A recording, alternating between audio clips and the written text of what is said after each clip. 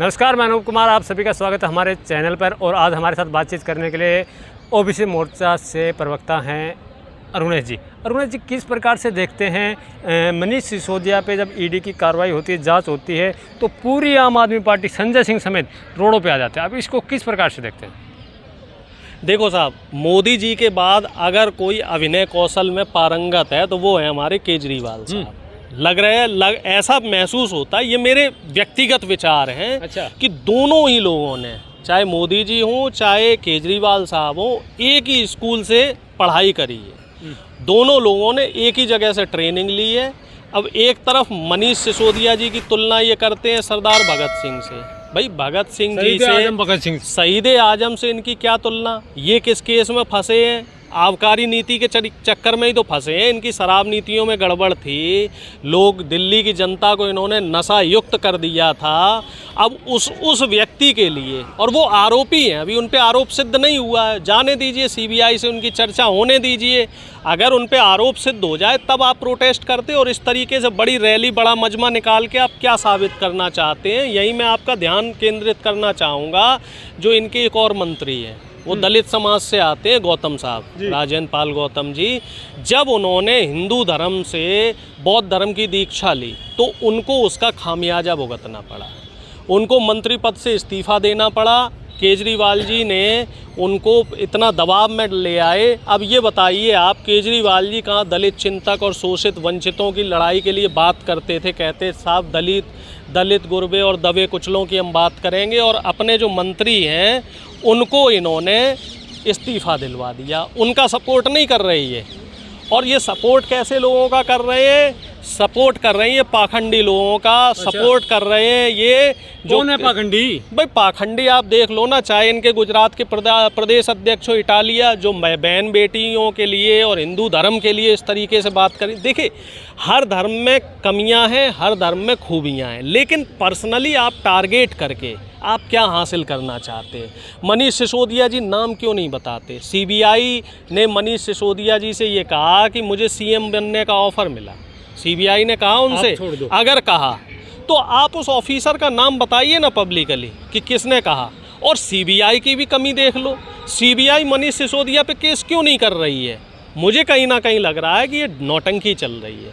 BJP और आम आदमी पार्टी की ये नौटंकी चल रही है, क्योंकि एक तरफ तो तेजस्वी यादव के खिलाफ तो सीबीआई केस कर देती है। जब तेजस्वी जी ने बयान दिया, ये बोला कि सीबीआई जो है वो बीजेपी की कठपुतली है, तो वहाँ केस किया जा रहा है। और वहीं जहाँ ये खुल्लम खुल्ला सिसोदिया जी ये बोल रहे हैं कि साहब मुझे तो सीएम बनने का ऑफर दिया गया है, आम आदमी पार्टी छोड़ दो, वहाँ सीबीआई मौन है। तो ये घेरे में ला रहे हैं। और ये मुझे लग रहा है कोई एक घरेलू जो सोप चलता है ना, डेली सोप धारावाहिक जो चलते हैं, उसकी पटकथा लिखी जा रही है। क्योंकि सास भी कभी बहू थी टाइप से, कि मुझे भी ऐसा लग रहा है कि आरएसएस का जो एक, मैं पहले भी आपके चैनल के माध्यम से कहता रहा हूं कि कहीं ना कहीं आरएसएस द्वारा इनको भी पीछे से बैकएंड पे सपोर्ट दिया जा रहा है।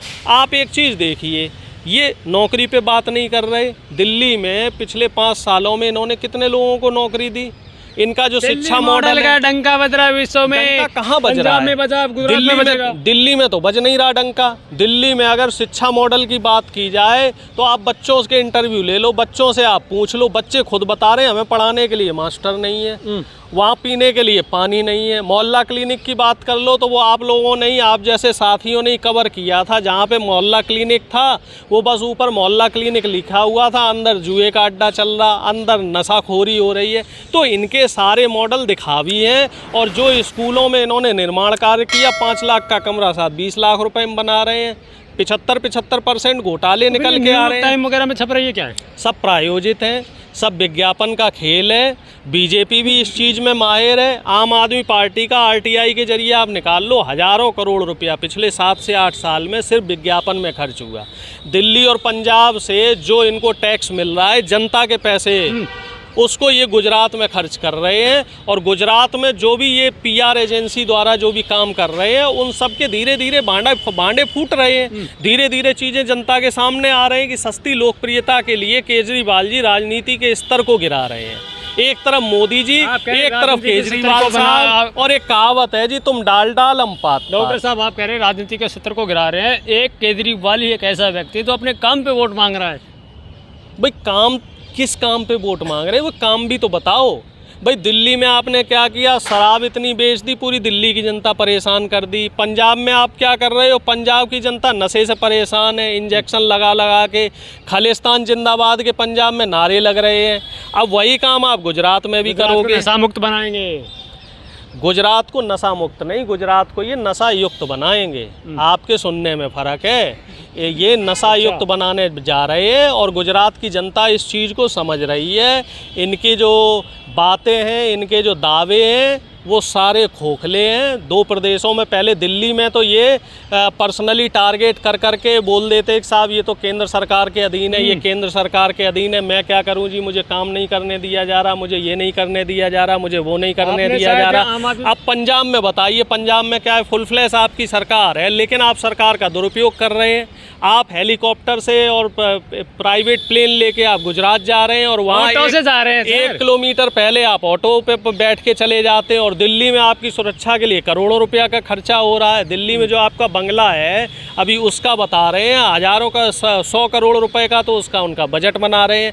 तो कुल मिला जुला के कहानी ये है कि गंगाधर ही शक्तिमान है, शक्तिमान ही गंगाधर है। सिक्के के दो पहलू हैं, चाहे बीजेपी देख लो, चाहे आम आदमी पार्टी देख लो, दोनों जनता को मूर्ख बनाने का काम कर रहे हैं। केजरीवाल साहब के प्रति बड़ा अंदरूनी जहर बना पड़ा। जहर नहीं है, सच्चाई है। मैं भी कभी केजरीवाल को एक दौर हुआ करता था, पसंद करता था कि आदमी ठीक है, राजनीति बदलेगा। लेकिन हुआ क्या, राजनीति बदलते बदलते ये खुद ही बदल गए। ये अब जनता को ही बदलने की कोशिश कर रहे हैं। पहले दिल्ली में ये जनता को 2 बार इन्होंने ठग लिया, लेकिन जब से इनकी पंजाब में सरकार आई है तब से इनका सारा भेद खुल चुका है। आपने सुना नहीं, उनका एक नारा फेमस हुआ अब गुजरात में, दिल्ली बदली थी, पंजाब बदला है, अब गुजरात की बारी है। गुजरात की जनता समझदार है। गुजरात की जनता इनके भ्रम में नहीं आने वाली है। इनकी बातें सुनेगी, इनकी जो रैलियां है उसमें जाएगी, लेकिन वोट नहीं देगी। गुजरात की जनता पिछले 27 साल से बड़े बड़े ड्रामेबाजों को देख रही है, तो अब ड्रामे में नहीं फंसने वाली है जनता। आप निश्चित तौर पे देख लेना,